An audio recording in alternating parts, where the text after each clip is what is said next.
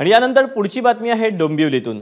डोंबिवलीतल्या अमुदान company स्फोट प्रकरणात कंपनीच्या दोन्ही मालकांना अटक करण्यात आली। अमुदान कंपनीच्या मालकीण मालती मेहता आणि त्यांचा मुलगा मलय मेहता यांना काल ठाणे गुन्हे शाखेने अटक केली। स्फोट झाल्यानंतर मालती मेहता यांनी नाशिकमधील आपल्या नातेवाईकांच्या घरी आश्रय घेतला होता। तिथूनच त्यांना बेड्या ठोकण्यात आल्या, तर मलय मेहतांना ठाण्यातून अटक झाली। दोघांनाही आज कोर्टात हजर करण्यात येणार आहे। गुन्हे शाखेच्या अधिकाऱ्यांनी काय माहिती दिली आहे पाहूया।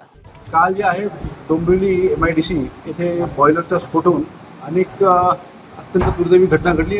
अनेक निष्पाप लोकांचा बळी गेलेला आहे। या संपूर्ण प्रकरणात काल रात्री गुन्हा दाखल होऊन या सदर गुन्ह्याचा तपास हा जो आहे हा क्राईम ब्रांच ने घेतलेला आहे स्वतःकडे तपासासाठी।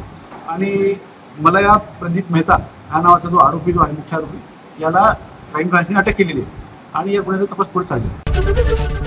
ABP माझा, उघडा डोळे बघा नीट।